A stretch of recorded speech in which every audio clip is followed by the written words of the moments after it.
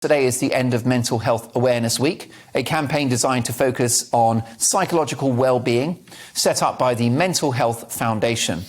Now, whilst serious mental health issues must be addressed, has our strong focus on mental health gone too far? Has it been weaponised by those who seek to duck out of life's responsibilities? And is there any value in the traditional British stiff upper lip? That's tonight's big question. Do we make too much of a fuss of mental health?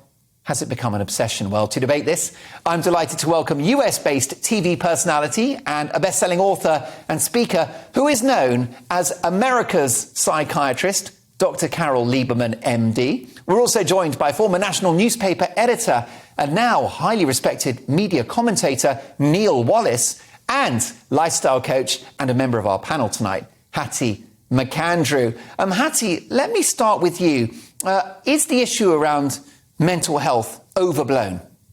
No, it's absolutely not. And I find it so scary and confusing that we're still having these debates and these conversations because, in my view, no, we don't make too much fuss over mental health. If anything, it needs to be taken more seriously. There needs to be more education, more research, more understanding into what is happening because we are, the mental health, the state of mental health, it's a wave and it's crashing now, and it's really, this is our time to take it seriously and to start understanding what is going on. Hattie, I'm with you about real mental health issues. But what about those moaning minis? People who are basically just a bit gloomy. Maybe they've got a parking ticket or they've got, an energy bill they don't like the look of. Life was always difficult. People have always suffered. Life is always difficult. People have always suffered. And yes, there will be people who will moan about having a parking ticket and having a bad day. But, as a society, it's not our place to say who does and who doesn't have mental health issues or mental illnesses. And I think that's what we need to be so careful of, is stopping people from feeling like they can express what they're feeling or what's wrong, and really give people, the chance to work out, what is wrong with them and help them understand, educate them. Maybe you're having a bad day, maybe you're showing signs of depression. And by stifling that and telling people to man up or to stop wallowing in those feelings is so counterproductive for society, for people, for young people. Well, Hattie, I know you've had huge success with your clients as a lifestyle coach, so we'll get you to give out your details of what you do before the end of this conversation. Someone else that's also a professional in this field is America's psychiatrist, Dr. Carol Lieberman. Dr. Lieberman, do you think that there's a difference between serious mental illness and people who have the mental equivalent of hypochondria? Well, yes, I think we do have to make a distinction. This is, in fact, one of the worst times, if not the worst time, for kids to grow up. There is so much happening in the world, just like we've all fallen down the rabbit hole in Alice in Wonderland. So, they do have a lot to deal with. And yes, I think it would be great to try to find people, kids earlier, in earlier grades who are going down the wrong path in terms of developing some kind of mental illness. But that is different from snowflakes. There is this other, group of people who are offended at anything. If they don't like their job, they just quit it. If you don't use the right pronoun, then they get offended. And if you don't have a safe room in school for them to do coloring, they get all upset. So that, now, in a way, you could call that in itself this obsession with all of these things, these entitlements that they have. You could call that a mental illness. Maybe we need to have a new category in the Diagnostic and Statistical Manual for snowflakes. Yes, Neil Wallace, you've edited several national newspapers. You're an icon of Fleet Street. Several decades as a newspaper man. That must have tested your mental health. I'm not sure I've got any mental health, to be honest. I think that got up and left the room a while ago. What I do have, though, in that experience and over the period of time is seeing huge industry, an incredibly lucrative industry has developed about this obsession with mental illness. Now, I have mental illness in my family. It is a terrible illness when it genuinely strikes. But frankly, an awful lot of what is now called mental illness is being fed up, is being down because the world hasn't gone your way. It's being teased off that you didn't get the promotion. It is being stressed. You know what? People have had stress for thousands of years, and stress is basically nature's way of preparing you to deal with trouble. And, you hear about the idea that we all have to give everybody a cuddle. The truth of the matter is this, that huge amount of the business that the lifestyle lady deals with is because so many people say, you have a problem. You haven't got a problem, you've got a difficulty. And they're different. And what we need to face up to is the more that you tell, for instance, students that they are going to be at risk of their mental health by hearing somebody come to their university and tell them something that they may disagree with, the more that difficulty is going to happen. You are guaranteeing yourself some future clients. You are guaranteeing yourself an industry that absolutely loves itself. And as I say, I've experienced serious mental illness within my family. I know how serious it is, but I've also seen an awful lot of stuff that, frankly, people just have to get through life. We are living a golden era now. You've gone back, if you think about what's happening in somewhere like Ukraine at the moment, my parents experiencing in the Second World War, that stresses. We have a different kind of stress now.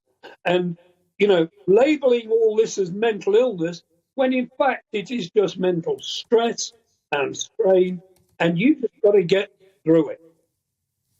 Hattie, setting aside clinical depression, and that's something that you should certainly see your GP about, do reach out, help is always there. But aside from clinical or severe depression, bipolar disorder, that sort of thing, the bottom line is that life has always been difficult. Get over it. Okay, but if that's the bottom line, then why are suicide rates so high? Why is it one of the biggest killers for young men? Why, where do these illnesses come from? They don't stem from nowhere. They don't stem from Because nothing. of people like you. Because of people like me. You are telling people how difficult life is, how stressed they are, how awful everything is. The truth of the matter is that there's always been strains on people. They're constantly being told these strains are irreconcilable. And the truth of the matter is many of them can be dealt with. It's constantly playing on the idea that stress is an illness. It isn't. Not always. Well, Carol, it is true. come back to you, Hattie. Yeah. Carol? Yes, it is true. When we look at our parents and grandparents and great-grandparents, for example, my grandfather came to America from Austria, and his father died, and he had to walk to school in the snow, and he sold newspapers in the street because he had to make money for his family, and all of that kind of thing. Can you imagine telling a child these days, go out and sell newspapers so you can make some money for your family? I mean, you have to be tougher. Again, of course, as a psychiatrist, of course, I'm not going to say that mental illness, we don't have to take care of mental illness, and we don't have to, try to help people as soon as possible. But that's not really the majority. Mental illness is not the problem for the majority of people who are just, sort of whimpering and wanting life to be easier. Now, there are a lot of reasons why, there are a lot of tough things going on in the world, from violent protests in the streets and, of course, the COVID lockdowns and people turning to the internet and getting radicalized, like the young man in Buffalo, with the mass shooting. I mean, there are lots of different problems. But But we have to get tougher and we have to do something about it. In other words, instead of like sitting at home and saying, oh my goodness, you know, there's gas is expensive and so I can't go all the places I want. I mean, you need to do something to help the world, make the world better. Do something, go out and get money to donate to the Ukrainians. You can fix problems, but not to just sit there and whimper and wait for mommy and daddy to give you a tissue. Now, Hattie McAndrew, I'm going to jump into your defence because you are a lifestyle coach. You're not a psychotherapist. I don't think you've told anyone that they're mentally ill. In fact, I know you've got many, many happy clients. But what is your response to what you've heard there from Neil and from Carol? I mean, honestly, I don't really know where to start. It feels like a massive part of this problem is a generational gap. And I think that both of you have grown up in a very different world and you've grown up with very different stresses, very different problems. And I think a big part of this discussion, this debate of mental health versus mental illness, whose right is it to say what's right or wrong, comes from that age gap, comes from the fact that you possibly don't understand what it's like, what these young people are facing, what they're dealing with every single day. Absolutely not. Carol? I mean, you know, I'm a psychiatrist. I treat patients every day, of all ages. I know what's going on in the world. So it has nothing to do with that. I mean, yes, you know, you can look at generations back and say that they were tougher in ways. They went through World War I, they went through World War II, all of these different stressors. They went through the Depression, you know, all of that. But that's the issue. You know, why is it that kids, little kids or teenagers, why are they millennials? Why are they having this sense of entitlement? And it's something that needs to be fixed, whether you want to call it a mental illness or not, but it needs to be fixed. They need to start thinking about the rest of the world because the rest of the world is in deep trouble. Let's bring my panel in, if I can. We've got Emma Webb, who is a political commentator, and broadcaster, radio and TV host Tommy Sandu. Emma, this is a fairly divisive conversation. Where do you stand on this one? We're just going to get a shot to Emma right now. Yeah, Emma, your reaction to this conversation? Is a really, really horrible thing when it happens, because if something is in your head, it feels like it's much more out of your control than if it was just, you know, a physical ailment. And I recognise that mental illness is a very horrible thing. But I think the difference is a difference in approach to mental illness. So the difference really between, I think, what some people would regard as an indulgent approach and another approach which is more stoical. And I don't agree with the implication that this is necessarily a generational thing, though there might be generational elements to it. I think there's a class element to this as well. I certainly don't agree. I think I would take a far more stoic approach to this issue. And I do think that actually amongst my own generation, a stiff upper lip would be helpful in many ways. And as I say, I'm not saying that mental illness isn't something that isn't important, that we shouldn't discuss it and that it's something that should be stigmatised. But I also do think that there is a lot to be said for the old-fashioned stoic philosophy-based approach that actually informs cognitive behavioural therapy, and that can be very useful in actually helping to get people out of that situation. But Emma Webb, weren't that stiff upper lip generation just miserable inside? I don't think so. And like I say, I don't think that this is a generational thing, because I think it depends on the sort of group that you're a part of. I think that, you know, amongst certain groups, perhaps that's less popular, but certainly amongst my own generation, there are people who still believe that, and I'm saying a stiff upper lip. When I talk about stoicism, I don't mean suppressing your emotions and being hard on the outside but dying on the inside. I mean an approach to life that is based on handling the things that you can handle and setting aside the things that you can't, and recognising the differences between those things. And there have been many people who have written in very important books about a stoic approach to mental health and to lifestyle and so on in recent years. And I think that is something that many people that I know have found very beneficial. So I don't think that painting stoicism or painting the stiff upper lip as being this generational thing that is you know, exclusive to older people and is associated with being, you know, stern on the outside but actually crumbling on the inside. I don't think that that's an accurate portrayal at all. Tommy Sandu, we've seen celebrities going public about their mental health issues as well. Is it a good thing? So much of being a celebrity now is living in an outward life in terms of social media, using social media and your followers to interact. I got cancelled. I got cancelled from the BBC 5 years ago. It was a horrible, horrible thing to go through.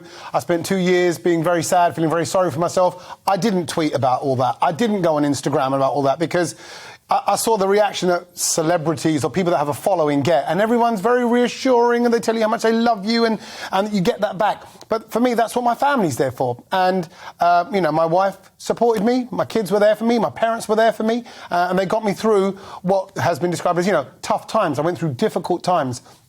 Was it mental health? Did it affect my mental health? Of course it did. Did it get me down? Of course it did. But it was actually my wife that took the stoic approach. And after 2 years of me feeling very sorry for myself, crying my eyes out at some points as well, she said, look, you got to get on with it. You just have to now get on with it. And I was fortunate, actually, because I was blessed to have friends that didn't take me down the pub to drink and, myself into with the downness. They said, let's go down the gym. Let's go for a run. Let's have a workout, which is how I dealt with it. But, if you look back over generations, I think it's why many men and women spent all their evenings in the pub. That was how they dealt with the stresses and the troubles of life. So these problems have existed for hundreds of years, if not thousands of years. There's always been some kind of stress. I'm sure the caveman had many stresses back in the day. But now we're becoming more aware of it. I think we've evolved as a human species. We're more aware of what these tensions and problems are. I think we are in danger of labelling them too much. And there's probably a balance to become aware of it, but equipping youngsters with the tools to deal with it and getting on with it. Apologies to Neil and Carol. We're clean out of time. Hattie McAndrew, as you've been slightly outnumbered, let's let you have the last word. First of all, how can people find out about what you do and decide whether you're part of an industry or not?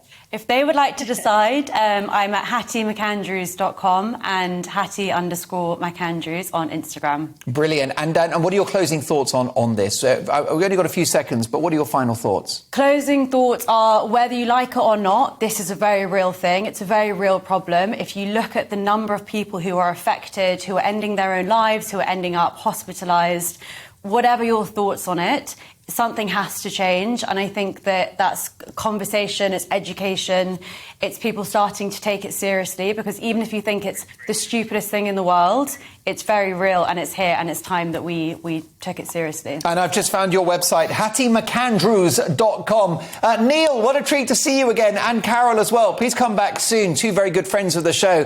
Former national newspaper editor, a legend of Fleet Street, Neil Wallace. He's now a media commentator and a very good friend of mine, live from the United States, America's psychiatrist. You need help, you go see that lady if you can afford it. Dr. Carol Lieberman. Carol, catch up soon.